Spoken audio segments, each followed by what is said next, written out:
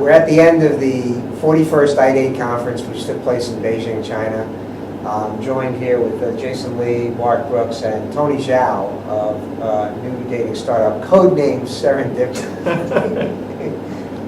So, all right, let's be brief. Overall, quick opinions of last 2 days, your experiences. So I was really fascinated by being here in the same room as a lot of really smart minds as far as the largest dating sites in China. To me, that was fascinating. I think you had 1, 2, and 3, and as well as some of the largest dating sites in Australia and Russia. Yeah. Tony, your opinion? Hey. Wait till Brooks later, we always get Brooks' opinion. It's always the same thing. This has been, I think, an amazing 2 days for me. It's been an extremely informative and just eye-opening experience, right? Seeing the leading players in this industry and what they're thinking, and the people who have been in this industry for the last 10 years and what problem they're facing today, like that's been exceptionally useful as someone who's trying to do something new here. There's something that I wish happened a little more here that I didn't see as much is, I think, vision of what the future will become. I feel Are like... you kidding me? Marc has done an amazing job, but I wish there would be more Marc groups, right? And I wish there would be more people that project not what the world is today, but what it's going to become. And that's the stuff that I find exciting. And in my mind, like we are helping people solve. That's the future.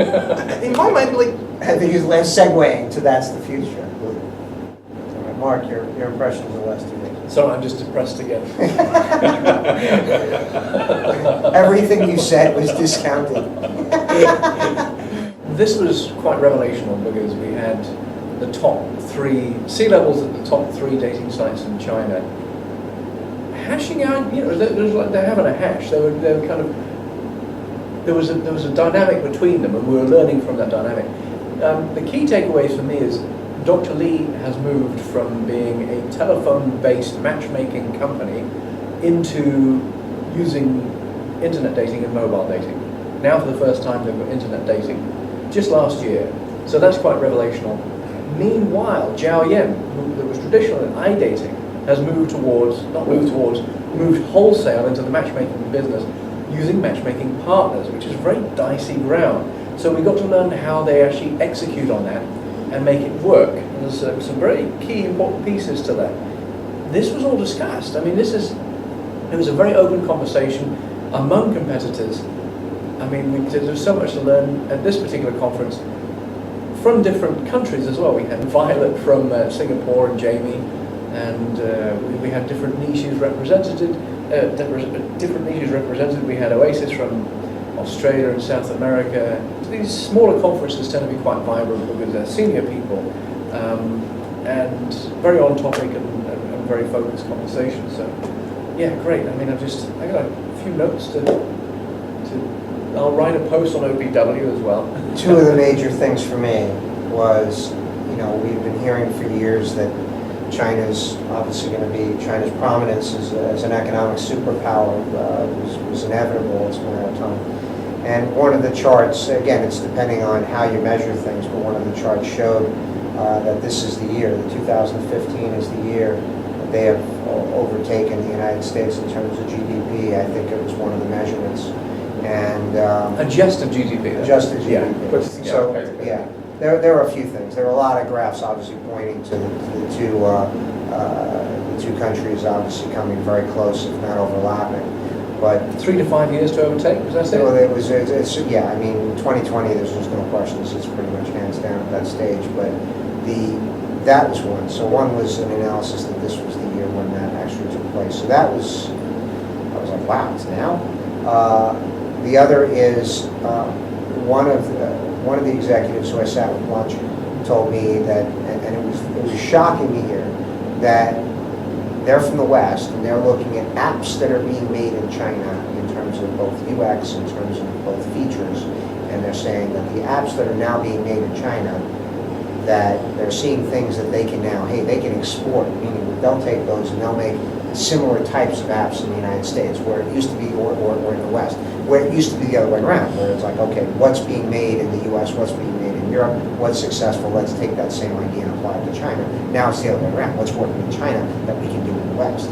That was really a shock. I mean, that's not what we've normally heard in previous iDates. I think the information with the Indian market was fascinating as far as the matrimony.com, talking about moving into different industries, and what was it, 10% of GDP? 10% GDP of the country of India goes toward marriages or marriage-related services. Massive. What's interesting with their model is they're that much closer to the marriage event because they're a matrimonial service. So they've got enough continuity that they can actually make money from it, whereas we kind of lose contact with people because we're dating oriented. They can actually remain in contact with them and upsell to other services, which could be very considerable for their company. I mean, they're growing at, what was it, a 30% clip? I mean, 15, 30% a year. Yeah.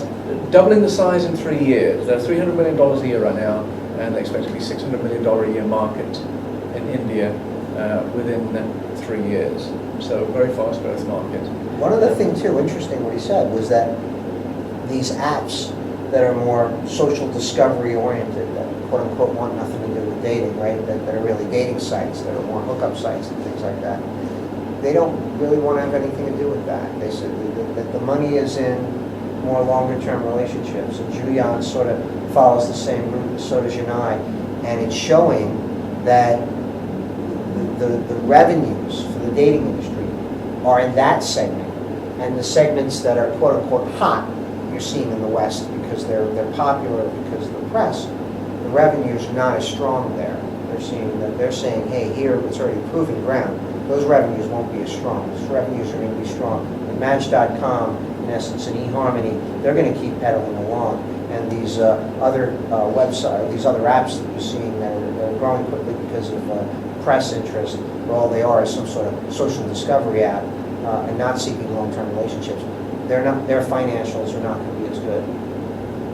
I think one thing that I felt was sort of interesting was it still seems like an immature dating market in some respects, in the fact that you don't see a lot of niche or niche lifestyle sites or a lot of specific geo-based sites. Maybe it wasn't here, but I think that as a general rule, you don't see that in China and some of the other markets. So much so as you do in the United States too. So that was it's just radically different, the dating industry and how the working parts come together. So that was, for me, that was an interesting takeaway. So this is your very first conference. Yeah. How does it compare with what you thought it would be like? So what do you think, Tony? Sorry. I think this was the best 2 days I spent up there in a long time. The best 2 days, there you go. Best 2 days of his life. Oh, no. I might have to reserve that for some dating moments, but anyway. Okay, good. Yeah. What did you learn? Challenges that the industry face as a whole, right? And kind of see myself, let's say I continue in this business in 5 years, what are the things that are going to come up, right? And if we want to innovate, what are the parts that could be innovated? Like, where are the areas of improvement? Like, it just feels like I saved myself, years of work learning these things the hard way when I just came here and, thank you guys. And I feel like I'm miles ahead. And what's also really, really interesting that I feel is somewhat understated by sort of the dating umbrella is that a lot of really, really interesting products have started off as dating origins. Did you guys know that Reid Hoffman, founder of LinkedIn, actually started socialnet.com, like a dating app, a dating website back in 1997? Yeah.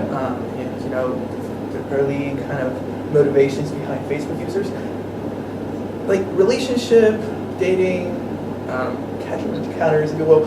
These are some very fundamental human behavior drivers that are key to so many industries and products. And I feel like as a dating industry, we're tackling that head on.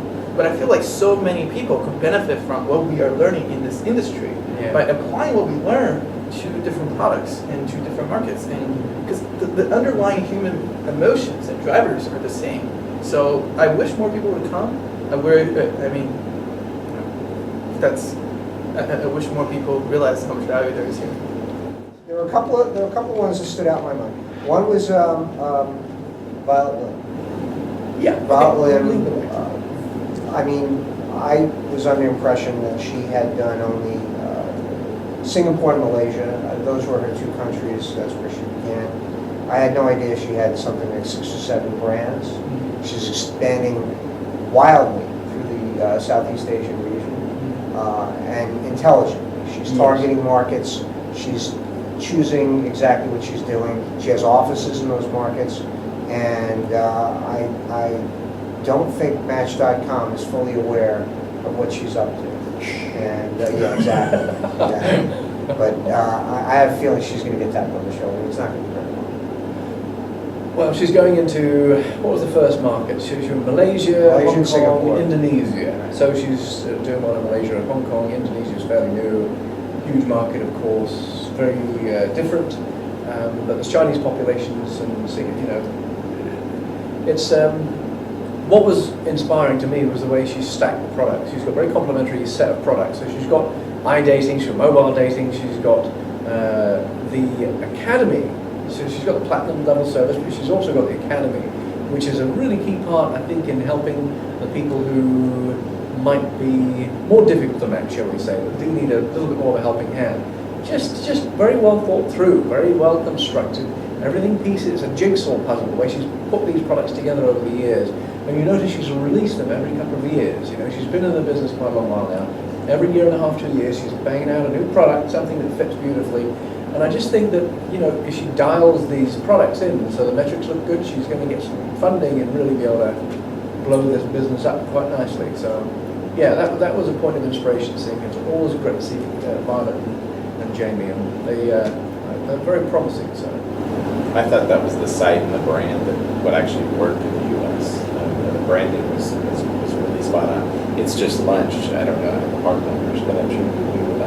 Is have an amazing amount of success. Though I know recently didn't they get some funding? I'm not sure. I'm not pretty sure. But their organization, their branding, that's something that I wouldn't be surprised if they were to explore expanding that brand in the West. The other one was, believe it or not, Yan Shi, who showed up toward the end of the event. And he showed his evolution of his app that he created, the Say Hi app. And I think he said he has 20 million members. Okay. And we asked him, well, nobody asked him, but I asked him, well, out of that 20 million, where are most of your members? I figured he was from China. I was expecting him to say China or, US or something. Middle East. Saudi Arabia. I was like, huh? I know. They caught me off guard completely. Yeah. I was like, what?